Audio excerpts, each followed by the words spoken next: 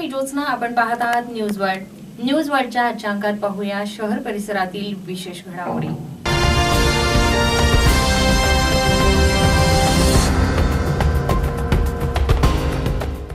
महाराष्ट्र सरकारने गोवंश हत्याबंदीचा कायदा लागू केल्याबद्दल अखिल भारतीय कृषी गो सेवा संघाच्या वतीनं नाशिक शहरात धन्यवाद रॅलीचं आयोजन करण्यात आलं होतं. महाराष्ट्र सरकारने गोवंश हत्याबंदीचा कायदा लागू केल्याबद्दल अखिल भारतीय कृषी गो सेवा संघाने नंदिनी गोशाळेसह नाशिक शहरात धन्यवाद रॅलीचं आयोजन केलं होतं. या रॅलीची सुरुवात कालिदास कला मंदिरापासून करण्यात आली. कालिदास कला मंदिरात जैन साध्वी प्रीती सुधाजी महाराज, डॉक्टर सर्वेश सोनी, श्री मिलिंद एकबोटे आणि केशरीचंदजी मेहता यांची प्रवचने आणि भाषणे झाली. प्रास्ताविक नंदिनी गोशाळेचे अध्यक्ष श्री नेमीचंदजी पोद्दार यांनी केलं, तर सूत्रसंचालन श्री वसंत खैरनार यांनी केलं. उपस्थित धर्मप्रेमी, श्रद्धावान, जिज्ञासू बंधू आणि भगिनींनो, आज गोहत्या बंदीचा कायदा 33 वर्षांनंतर खास करून लागू झाल्याचा आनंद व्यक्त करण्यासाठी आपण ह्या ठिकाणी एकत्रित झालेलो आहोत. विनोबा भावे यांनी इंदिरा गांधींच्या समोर गोहत्या बंदीचा कायदा करा अशी विनंती केली होती, तर इंदिरा गांधींनी सांगितलं ये हो नहीं सकता. आणि त्यानंतर विनोबा भावेंनी अन्नजल सोडलं होतं. 6 दिवस त्यांनी निरंकार उपवास केले आणि ऐन दिवाळीच्या 6व्या दिवशी त्यांचं निर्वाण झालं. त्यानंतर वर्ध्याच्या लोकांनी, सेवाग्रामच्या लोकांनी मुंबईमध्ये येऊन सत्याग्रह केला होता आणि बाबांचा निरोप होता की देवनारमध्ये देवनारीने गेलं पाहिजे. आणि त्याप्रमाणे तेव्हापासून आम्ही या कामाला लागलेलो आहोत. त्याला अनेक कारणं, अनेक सपोर्ट मिळत गेले आणि त्याप्रमाणे ह्या कामाला आम्ही लागलेलो आहोत. बांधवांनो, इतके दिवस राष्ट्रपतींची सहीच आपल्या दस्तावेजवर होत नव्हती आणि ती आता अनुकूल सरकार आल्यामुळे सही आपल्याला प्राप्त झाली आणि गोहत्या बंदीचा कायदा लागू झाला. पण एकपट लोक सपोर्ट करत आहेत आणि तिप्पट लोक विरोध करतायत. तिप्पट लोकांचं सांगणं आहे की वाघ शिवायला खायला बैलाच्या मांसासारखी शक्तिशाली दुसरं खाद्यपदार्थ नाही, वगैरे वगैरे अनेक तर्क सांगतात आणि गोहत्या बंदी का केली. खास करून आपल्या देशातलं मांस विदेशात पाठवलं जातं, त्याचं एक्सपोर्ट होतो आणि तिथं 100ला 100% प्रॉफिट त्यांना होतं. सगळ्यात जास्त प्रॉफिटेबल जर बिझनेस असेल तर तो आहे बीजचा बिझनेस आणि तो आपल्या भारतातून सारखा होतो आहे. त्या लोकांना तिथं तडा गेलेला आहे. त्यामुळे ते काय करतात, भाड्याचे बोलणारे लोक तयार करतात, त्यांना पैसे देतात आणि तुम्ही विरोध करा असं सांगतात आणि टीव्हीवरून, पेपरवरून त्याचा विरोध सारखा येत आहे. पण कदाचित त्यांच्या विरोधाला कुठे बळ मिळू नये त्यासाठी आपल्याला जागृत होणं हे अत्यंत गरजेचं आहे. कारण की आपण काय होतो, कधी कधी गफलतपणे असतो की झाला आता कायदा झाला, आता काही काळजी नाही. काळजी कशी नाही, आताच खूप काळजी आहे. चढताना मनुष्य जपून चढतो, पण उतरताना असं वाटतं की आता जमीन थोडी राहिली, आता पटकन उतरू, पण तिथेच नेमका पाय घसरतो. आणि तसं आपल्याद्वारे होता कामा नये, त्यासाठी आपल्याला आता जागरूक कसं झालं पाहिजे याच्यासाठी आपण ही मीटिंग घेतलेली आहे. थोड़ी से समय में बात बहुत करनी हो तो समझो यही कि जैसे ये कहा जाए कि मुंबई के दरिया को, मुंबई के समुद्र को और नासिक में बुलाया जाए, तो फिर यही होता है कि जितना बड़ा पात्र होता है अपने पास, उस पात्र में उसके पानी को लाया जाता है. मेरे मित्रों, हमारी कोशिश होगी कि पूर्व के वक्ताओं की बात की पुनरावृत्ति न हो. थोड़े दिन पहले हमारा यूरोप का प्रवास था.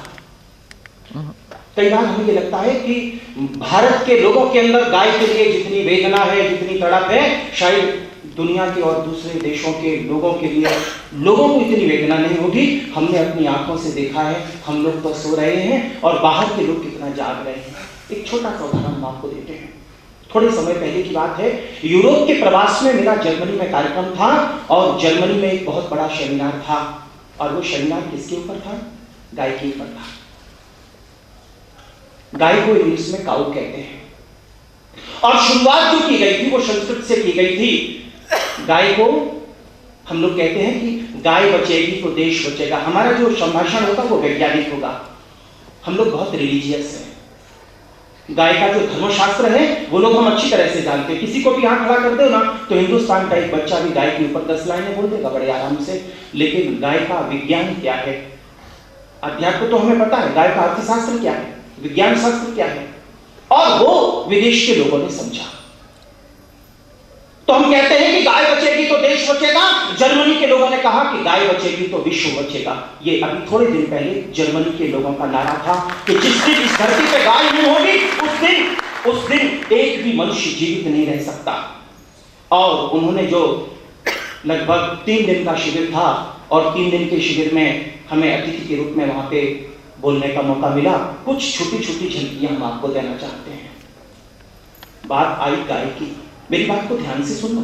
काऊ, और काऊ को इंग्लिश में स्पेल करते हैं COW। आप क्या कहेंगे वो पता नहीं। जर्मनी के लोगों ने कहा C for complete, O for oxygen और W for world, complete oxygen world. इसका मतलब उन्होंने कहा कि एक गाय 125 पौधों के बराबर ऑक्सीजन देती है। नोट डाउन, आप लोग लिखिए इस बात को, ये भूलने की बात नहीं है। गाय हिंदुओं की है, गाय जैनों की है, इसलिए बचनी चाहिए। लोग बड़े भ्रमित हो जाते हैं।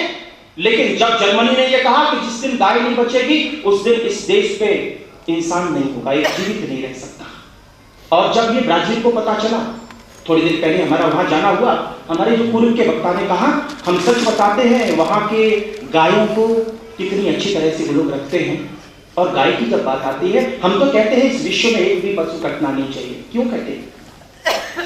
हमारी जो आवाज है, हमारी जो जुबान है वो मानव जाति के लिए है, मानव मात्र के लिए है। अहिंसा परम धर्म। अहिंसा जो है वो परम धर्म है, धर्म नहीं है। हिंदू धर्म हो सकता है, मुस्लिम धर्म हो सकता है, क्रिश्चियन धर्म हो सकता है, लेकिन अहिंसा धर्म नहीं, ये परम धर्म है।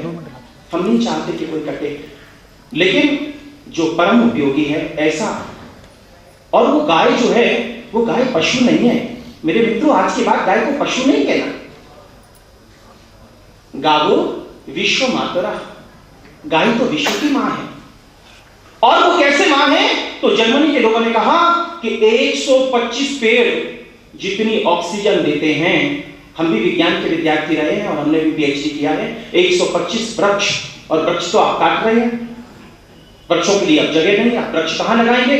125 वृक्ष कितनी जगह में लगेंगे? लेकिन एक गाय अगर खड़ी होगी तो 125 वृक्षों के बराबर उसमें से ऑक्सीजन निकलती है। और सुनिए, एक बात और उन्होंने कही बड़ी प्रामाणिकता के आधार पे। हमारा देश, हमारा धर्म जिन लोगों को पूज्य कहता है उनके पीछे बहुत बड़ा विज्ञान होता है। हम हमेशा कहते हैं साइंस की सीमा जहां समाप्त होती है, हमारी साइलेंस की सीमा, अध्यात्म की सीमा वहां से शुरू होती है, और इसका अंत कभी नहीं होता।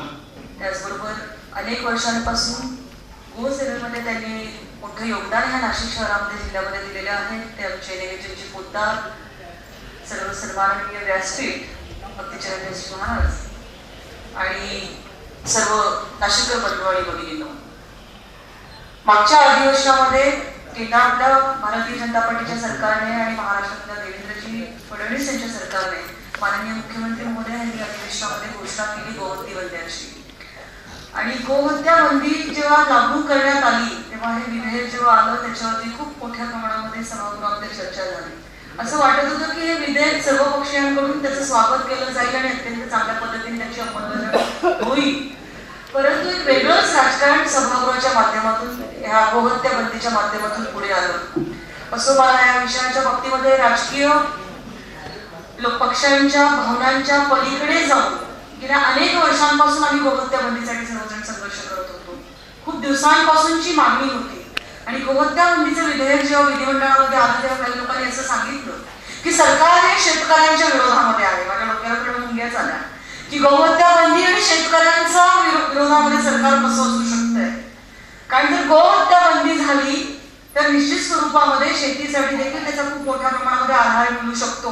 परंतु वेगवेगळ्या पद्धतीच्या कल्पना, युक्त्या घडवल्या जातात आणि मध्यंतरीच्या कालावधीमध्ये आपण बघितलं असेल की मागच्या आठवड्यातले काही बाजार जे बैल जोड्यांचे भरतात त्याच्यामध्ये बैल जोड्यांची किंमत देखील ह्या गोहत्या बंदीच्या कायद्याच्या मुळे कमी झालेली आहे।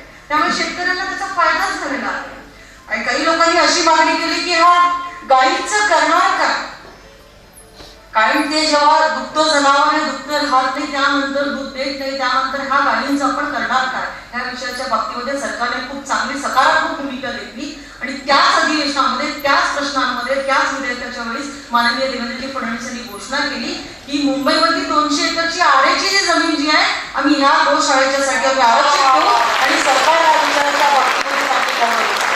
त्यामुळे केंद्रामधल्या नरेंद्रजी मोदींचं सरकार आणि महाराष्ट्रामधलं देवेंद्रजी फडणवीस यांचं सरकार आणि सर्वजण या गौहत्या बंदीचा कायदा जो आलेला आहे त्याच्या अंमलबजावणीसाठी आपण सर्वजण मिळून काम करूया.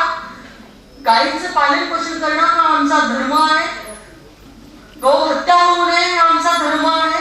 आणि त्यामुळे गायींचं पालन करत असताना त्यांना दत्तक घेण्याची जरी योजना असेल तर समाजामधले तुम्ही साध्वींनी वगैरे सगळ्यांनी जर आपण त्याची घोषणा केली तर खूप मोठ्या प्रमाणामध्ये दानशूर व्यक्ती देखील आपल्या पुढे येऊ शकतात. नाशिक जिल्ह्यामध्ये देखील गौ पालनाच्या बाबतीमध्ये खूप मोठं काम चालू आहे. रॅलीत 3 ते 4 हजार लोकांनी सहभाग घेऊन महाराष्ट्र सरकारने गोवंश हत्याबंदीचा कायदा केल्याबद्दल महाराष्ट्र सरकारचे मुख्यमंत्री देवेंद्र फडणवीसांचे आणि पंतप्रधान नरेंद्र मोदी यांचे अभिनंदन करून आभार मानले आणि धन्यवाद व्यक्त केले. रॅलीमध्ये प्रीतीसुधाजी महाराज, मधुस्मिताजी महाराज, भक्तिचरण दास महाराज, कृष्ण घनदास महाराज, अखिल भारतीय ब्राह्मण संघ, मारवाडी युवा मंच, जैन सोशल ग्रुप, गायत्री परिवार, स्वाध्याय परिवार, इस्कॉन अग्रवाल सेवा समिती, हिंदू जनजागृती समिती, संघ परिवार, विश्व हिंदू परिवार, बजरंग दल आदी संघटनांनीही या रॅलीत सहभाग घेतला होता. न्यूज वर्ल्डसाठी मिलिंद कुलकर्णी, नाशिक. 1 मे रोजी प्रदर्शित होणाऱ्या टाइमपास 2 या मराठी चित्रपटाची टीम नाशिकमध्ये दाखल झाली होती. त्यांच्या टाइमपास या चित्रपटाविषयी जाणून घेण्यासाठी चित्रपटाचे दिग्दर्शक रवी जाधव आणि अभिनेत्री प्रिया बापट यांच्याशी आमचे न्यूज वर्ल्डचे चेअरमन चंदन पवार यांनी संवाद साधला. सिन्सिअरली एक ह्युमरस सिनेमा बनवला आणि नाव जरी टाइमपास होतं तरी टाइमपास सिनेमा साठी जवळजवळ 1.5-2 वर्षाचा काळ गेला होता. आणि ज्या प्रोसेसमध्ये ज्या गोष्टी घडायला लागल्या त्या मला वाटतं मराठी सिनेमाच्या इतिहासात पहिल्यांदा नव्हत्या. म्हणजे आम्ही सिंगापूरला होतो तेव्हा आम्हाला व्हॉट्सअप आलं की मुंबईत शूटिंग चालू झालंय. आम्हाला शूटिंगचे फोटो यायला लागले की इथे शूटिंग होत आहे, तिथे शूटिंग होत आहे. मग सिनेमात कोण काम करतंय हे आम्हाला कळायला लागलं. मग आम्हाला हे कळायला लागलं की सिनेमाचा स्क्रीनप्ले काय आहे. आणि जवळजवळ एक 6-7 हजार लोकांनी त्यांच्या पद्धतीने त्यांना काय वाटतंय दगडूबाई त्याचं पुढे काय व्हावं असे पटकथा आम्हाला पाठवायला सुरुवात केली. त्यानंतर बऱ्याच संगीतकार जे नवी मुलं आहेत अख्ख्या महाराष्ट्रातून त्यांनी काही गाणी कंपोज केली आणि पाठवायला सुरुवात केली. मग असं वाटायला लागलं की येस टाइमपास टू काय केलं पाहिजे, कारण लोकांना उत्कंठ आहे की त्या दगडूबाईतच पुढे होतं काय. आणि मग पुन्हा सगळं काम सुरू झालं. पुन्हा गेल्या 1.5 वर्षाचा काळ त्याच्यामध्ये गेला. टाइमपासची सुरुवात ज्या मीडिया प्रचाराची सुरुवात जी आपण म्हणूया ती नाशिकपासून केली होती. आणि तेव्हा आम्हाला असं कधी वाटलंही नव्हतं की टाइमपास टू करता पुन्हा एकदा नाशिकमध्ये तुमच्या सगळ्यांच्या समोर आम्ही असू. सो नक्कीच एक्साइटमेंट आहे, पण तेवढंच एक मोठं चॅलेंज आहे. सिक्वेल करताना नॉर्मली असं होतं की जे टिपिकली हिंदी किंवा इंग्लिश चित्रपटांचे सिक्वेल होतात ज्याच्यात सिंगम असेल किंवा स्पायडरमॅन सारखे असतात की त्या सिक्वेल्सना ती पात्र करणार आहोत. टाइमपास म्हणून जेव्हा लेखनाच्या प्रोसेसमध्ये होता तेव्हा मला असं कधीच वाटलं नव्हतं की टाइमपास तू झाला तर त्यात दगडूची भूमिका मी करेन. खरं तर मोठा सगळ्यात मोठा ब्रेक आहे माझ्यासाठी. आतापर्यंत मी टेलिव्हिजन करत होतो, नाटक करत होतो, सिनेमामध्ये छोट्या छोट्या भूमिका करत होतो, पण एवढ्या मोठ्या स्केलवर एवढा मोठा सिनेमा ज्याला टाइमपास वनची पुण्याई सुद्धा आहे, लोकांचे आशीर्वाद सुद्धा आहे, तो सिनेमा आज मला प्रमुख भूमिकेत करायला मिळतो. मला खूप आनंद आहे. दगडू आता 15 वर्षांनी मोठा झालाय. दगडूचा आता दगडू पण आहेच त्याच्याकडे अजून, पण दगडूचा रॉकी सुद्धा झाला या सिनेमात. त्यामुळे पहिल्या टाइमपास पेक्षा सेकंड टाइमपास मध्ये दगडूच्या पण जास्त वेगळ्या शेड्स आहेत असं मला वाटतं. आणि ओव्हरऑल धमाल एंटरटेनिंग सिनेमा आम्ही करण्याचा प्रयत्न केलेला आहे. प्राजक्ताचा रोल माझ्याकडे फारच क्विकली आला असं मी म्हणेन, कारण हॅपी जर्नीच्या एका प्रिव्ह्यू नंतर अचानक एक दिवस मला रवीचा फोन आला. आणि हे मी नेहमी सांगते, खरंच आमचं कॉन्व्हर्सेशन 3 वाक्यात संपलं होतं. मी फार काही बोललोच नाही त्या फोन कॉलमध्ये की तो म्हणाला की प्रिया टाइमपास तू करतोय. मी म्हटलं हां. म्हटलं प्राजक्ता करशील. म्हटलं हो. आणि बस झालं, डन होतं आमचं. मग मी नंतर घरी गेले होते स्क्रिप्ट रिडिंगसाठी. इतक्या क्विकली तो डिसिजन झाला होता कारण त्याच्यात नाही म्हणण्यासारखं काही नव्हतंच. It was a golden opportunity आणि मला ऑफकोर्स ती अपॉर्च्युनिटी सोडायची नव्हती कारण खूप वर्ष झाली होती रवी बरोबर काम करून. आम्ही ॲडव्हर्टायझिंगमध्ये आधी खूप एकत्र काम केलं होतं. त्यांनी काही TV कमर्शियल्स केल्या होत्या, प्रिंट ॲड्स केल्या होत्या ज्याच्यामध्ये मी मॉडेल म्हणून काम करत होते. पण आता इतक्या वर्षानंतर जेव्हा तो चित्रपट करू लागला होता आणि मीही चित्रपटात काम करू लागले होते, I think it was destine की एक चांगली संधी यावी आणि आम्ही पुन्हा एकत्र काम करावं. So I am very happy की टाइमपास 2च्या निमित्ताने ती संधी आली आणि मला पुन्हा एकदा रवी बरोबर आता मोठ्या स्केलवरती काम करायला मिळालं. माधवराव नेले आहेत तसेच आहे, अत्यंत तिरसट, खोचक आणि म्हणजे तेव्हा पहिल्या भागामध्ये डोक्यावर केस नव्हते, आताही नाहीये. साधारण मी काही सांगायची म्हटली तर बदललेल्या गोष्टी आहेत. कानावरचे केस वाढले, ते पांढरे झालेले आहेत. चाल बदललेली आहे कारण गुडघ्याचा त्रास सुरू झालेला आहे. तो तसाच असतो, तो वृत्तीचा भाग आहे, ती बदलत नाही आणि माधवरावांची पण बदलली नाहीये. पण माधवराव नक्की राहायला कुठे गेलेत आता, हा एक फार इंटरेस्टिंग त्याच्यातला मुद्दा एक आहे. आणि माधवराव नेले यांच्या आयुष्यामध्ये काही घडामोडी घडल्या, त्याच्यामुळे त्यांनी मुंबई सोडली आणि मग ते मालवणला गेले. तिथून त्यांनी मुलीला शिकवलं. मुलगी आता करिअरसाठी मुंबईत जाऊन येऊन करते आहे. असं सगळं छान चाललेलं असताना दगडू एका वेगळ्या रूपामध्ये माझ्या समोर उभा राहतो आणि मग तो मला दगडू आहे हे कळतं की नाही, मग ते कधी कळतं आणि मग कळल्यानंतर माधवराव काय रिॲक्ट होतात, असा सगळा फार इंटरेस्टिंग असा त्याचा जर्नी आहे. टाइमपास 2 हा जो आपला फिल्म येतोय, मराठी फिल्म, तर याविषयी काही थोडंसं सांगाल आम्हाला? टाइमपास 2 हा टाइमपास 1चा सिक्वल आहे. ऑफकोर्स जसं सगळ्यांना माहिती आहे, सगळेजण वाट बघतायत त्या चित्रपटाची. मी सुद्धा खूप वाट बघत होते की कधी मला रवी बरोबर काम करायला मिळतंय. पहिलाच प्रोजेक्ट आहे आमचा चित्रपट म्हणून. SL विजन आणि रवी बरोबर दोघांबरोबर आहे. मी पहिल्यांदाच काम करते. छोटी प्राजू आता 10-15 वर्षांनी मोठी झाली.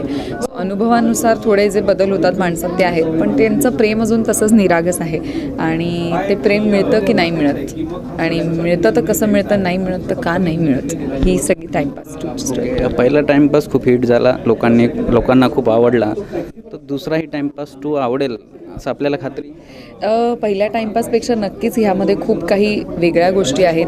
जास्त एंटरटेनमेंट आहे, जास्त ड्रामा आहे, जास्त इमोशन्स आणि रोमॅन्स आहे. त्यामुळे मला वाटतं गोष्ट म्हणून पहिल्या टाइमपासपेक्षा दुसरा टाइमपासचा कॅनव्हास जास्त मोठा आहे आणि बेटर आहे. सो आता पहिल्या टाइमपास करतानाही लोकांना आम्हाला माहीत नाही, टीमला माहिती नव्हतं की किती लोक प्रेम करतील, ते नंतरच कळलं.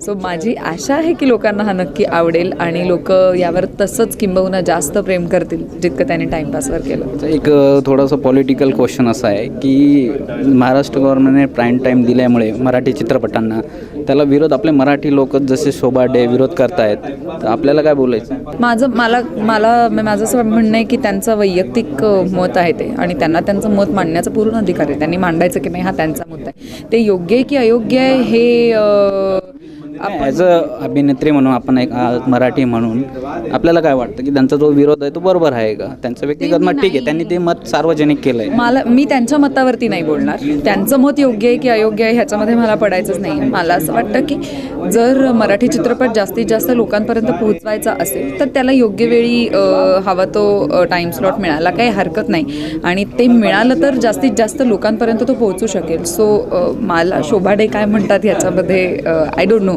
मी त्यावर बोलणं योग्य ठरणार नाही, कारण ते त्यांचं मत आहे. ते योग्य की अयोग्य ते त्यांनी ठरवावं आणि इतरांनी ठरवावं. आय एम थिंक टू से. न्यूजवर्ड करून आपल्याला टाइमपास 2च्या शुभेच्छा. Thank you so much. टाइमपास 2 का हिट व्हावा? मी तुम्हाला जेन्युइनली सांगू का की टाइमपास 1 हिट होईल हे मला माहीत नव्हतं. टाइमपास 2 हिट होईल की नाही ही आम्हाला खरंच माहीत नाही.